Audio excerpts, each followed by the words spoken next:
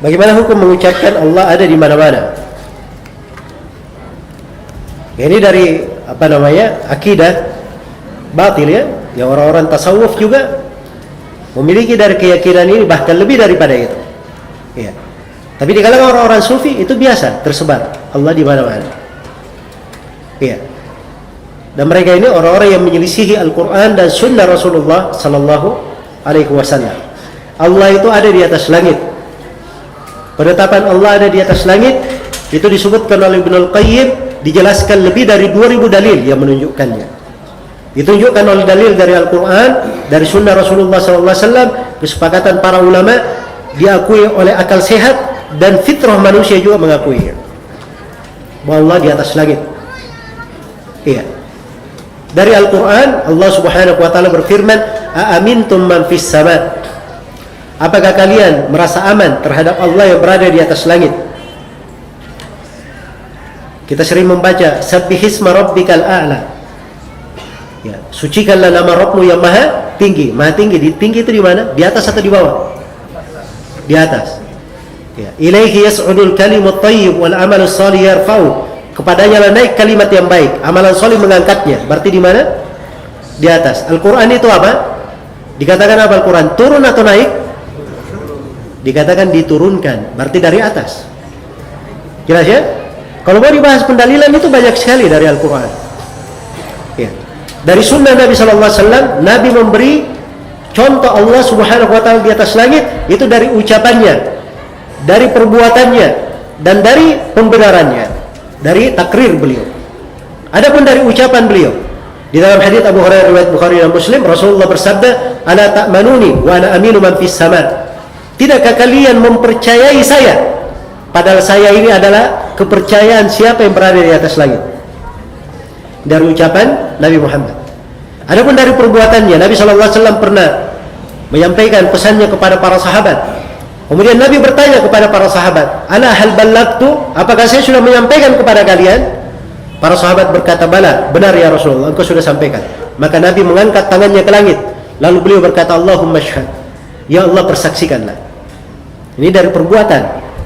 Ya. Jadi kalau Allah di mana-mana itu, Nabi tidak mengangkat tangan ke langit. Harusnya, ke depan, ke kanan, kan begitu, ke kiri atau putar-putar. Ya. Itu kemana-mana kan? Tapi Nabi memberi contoh mengangkat ke mana? Ke atas langit. Adapun dari takrir beliau diriwayatkan oleh Imam Muslim dari Muawiyah bin Hakam As-Sulami radhiyallahu taala anhu, ketika Nabi akan membebaskan seorang budak, dites budaknya. Ditanya dua pertanyaan untuk menguji keimanannya. Pertanyaan yang pertama, "Aina Allah?" Di mana Allah? Iya. Maka si budak menjawab, "Fis sama," di atas langit. Ditanya lagi pertanyaan yang kedua, "Siapa saya?" Maka si budak menjawab, "Engkau adalah Rasul Allah." Kata Nabi, "I'tikha fa innaha mu'minah." Bebaskan perempuan ini, budak perempuan ini. Sesungguhnya dia adalah seorang perempuan yang beriman.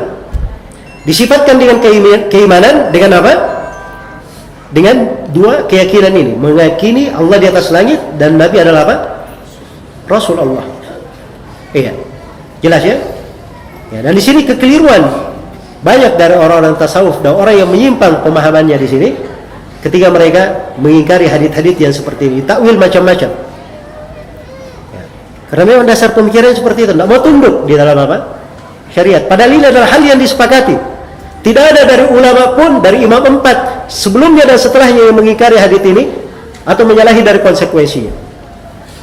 Tiba-tiba datang orang belakangan, dia seenaknya saja dibawakan syubhat-syubhat. Ya. Ini tidak benar ya. Kemudian dari kesepakatan ulama, kesepakatan dinukil dari masa ke masa tentang hal ini. Bahwa Allah di atas langit. Diterima oleh akal sehat. Ya. Sebab Allah itu di mana-mana, naudzubillah. Berarti Allah berada di tempat-tempat yang tidak layak, di tempat kotor, kan begitu? Berarti Allah itu banyak, kan di mana-mana. Allah itu bukan hanya satu, banyak, karena di mana-mana. Dan ini akan menyeret kepada akidah kekafiran nanti. Iya, diterima oleh fitrah.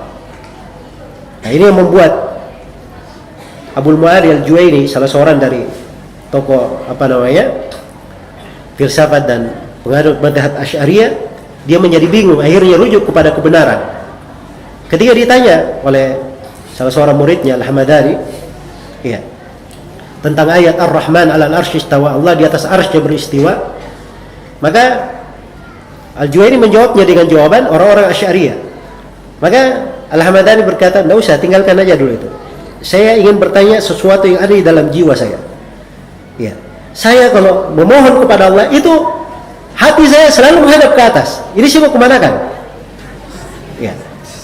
Maka Al-Juwaini pun diam, bingung. Akhirnya dia pukul kepalanya sendiri. Ya.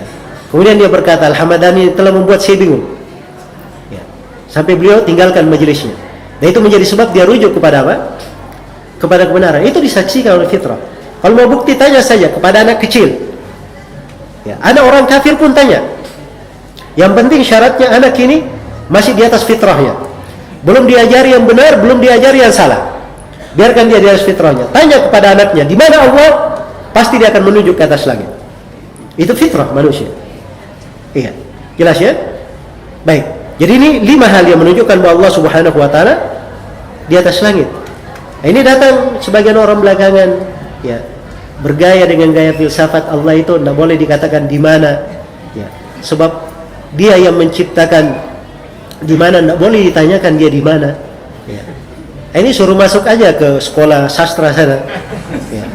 Kalau mau bikin puisi di tempatnya. Ini masuk di dalam berbicara masalah apa? Masalah-masalah yang ditetapkan di dalam agama. Iya. Ketika ditetapkan bahwa Allah Subhanahu wa taala bersifat begini dan begitu, maka harusnya kita tetapkan sesuai dengan kemuliaan dan kebesaran Allah Subhanahu wa taala. Sebab apa saja dari sifat itu mungkin dikatakan Allah serupa dengan makhluk di situ. Iya. Sampai orang Jahmiyah juga seperti itu. Orang Jahmiyah kan dia tidak mau mengakui semua sifat dan nama, kecuali satu sifat saja. Sifat apa? Sifat al-wujud, adanya Allah. Tidak mungkin dia mengingkari Allah itu ada. Baik, Allah itu ada. Kamu ada atau tidak? Makhluk ada atau tidak? Jawabannya ada juga. Kalau begitu sama saja Allah dengan makhluk sama-sama ada. Ya. Ini membuat mereka bingung sendiri. Karena asalnya mereka tidak paham adanya kesamaan dalam penamaan itu belum tentu sama dalam apa? Dalam hakikat. Ini Muhammad. Namanya sama, tapi orangnya apa? Beda. Ini melihat, itu melihat. Kucing melihat. Ya. Gaya juga melihat. Ini juga melihat. Allah mensifatkan dirinya dalam Al-Quran apa? Melihat. Samakah penglihatan manusia dengan kucing? Jawabannya beda. Kucing dengan gaya? Jawabannya apa? Beda.